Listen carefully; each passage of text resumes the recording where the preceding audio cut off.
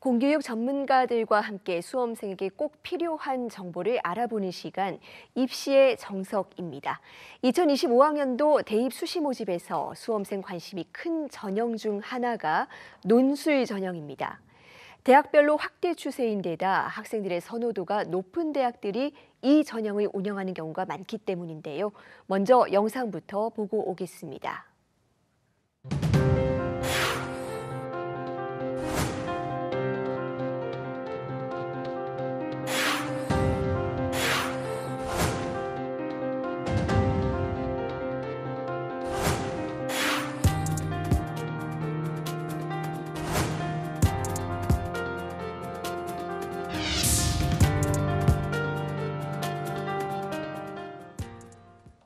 네, 논술 전형 막바지 준비는 어떻게 하면 좋을지 전문가와 자세한 이야기 나눠보겠습니다. 서울 목동고등학교 박성현 선생님과 함께합니다. 선생님 어서 오세요. 네, 안녕하세요. 예, 지난달 말부터 이 논술 전형이 본격적으로 시작이 됐습니다.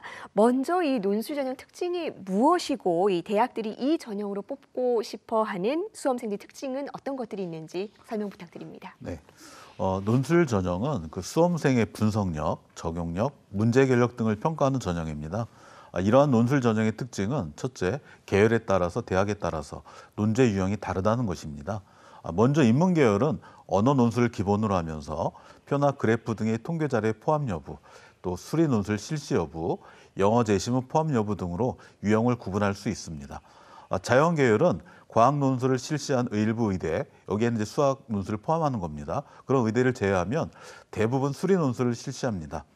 수리 논술을 실시하더라도 수학의 출제 범위가 다를 수 있습니다.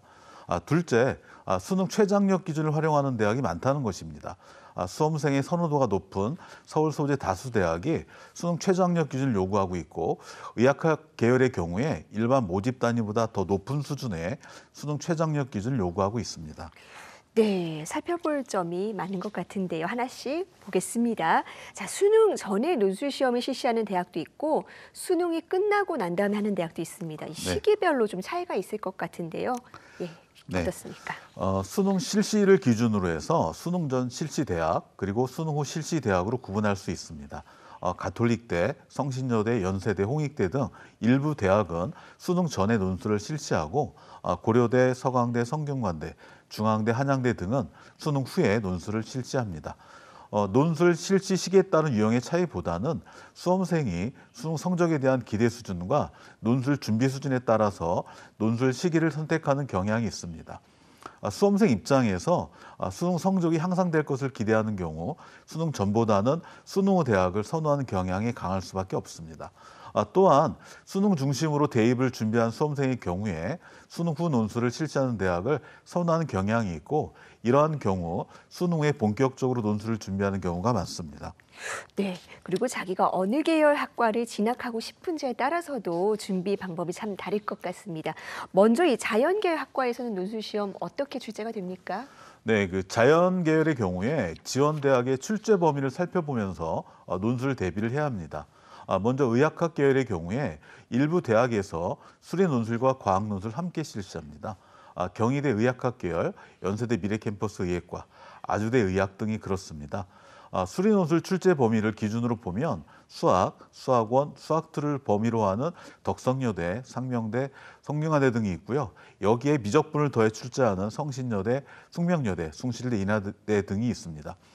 또한 가톨릭대 의학학, 광운대 등은 수학, 수학원, 수학2, 미적분에 확률과 통계가 추가되고 연세대는 수학 교과 전 과목을 출제 범위로 하고 있습니다. 출제 범위에 따라서 수험생이 확인해야 할 기출문제의 범위가 다르므로 수험생은 반드시 기출문제 확인을 통해서 지원 대학의 유형을 익혀야만 합니다. 네, 기출문제를 확인하는 게 중요하겠네요. 그렇다면 인문계열 학과에서 출제되는 논술 유형은 어떤지도 알고 싶습니다. 네, 그 자연계열은 수리 논술의 출제 범위에 따라서 대학별 준비 방향이 달라질 수 있는데 반해 인문계열은 대학별 출제 경향이 좀 더 다양한 편이라는 점이 유의해야 합니다. 네. 먼저 건국대, 숭실대, 중앙대, 한양대 등의 상경계열은 언어 논술에 수리 논술이 함께 출제되므로 수리 논술의 영향력이 클 수밖에 없습니다. 이화여대 인문일, 연세대, 한국외대 인문 등은 영어 제시문이 출제되므로 영어 제시문의 독해 능력도 매우 중요합니다. 네. 가천대, 수원대, 한신대 등 일부 대학은 약술형 논술을 시행하는 대학도 있습니다. 약술형 논술은 언어 논술이나 수리 논술에 비해서 문항이 단순하고 답안 분량도 적은 편인데요. 대체로 수능 국어 영역과 수학 영역의 공통 범위에서 범위가 출제되고 EBS 수능 연계 교재를 활용하기도 합니다. 이처럼 대학에 따라서 출제 경향이 달라지고 그러므로 수험생이 준비할 것이 달라지는 부분이 있기 때문에 출제 유형에 맞게 기출문제 풀이와 답안 작성 연습을 꼼꼼하게 해야 합니다. 네, 인문계열 논술에서도 수리 논술을 보는 경우가 있네요. 전용 네. 방법이 굉장히 다양한 것 같은데, 자, 이 논술 대비한 학생들이 이제 마무리 작업을 해야 될 텐데 시간이 얼마 없습니다. 꼭 해야 될 준비 어떤 것들이 있을까요?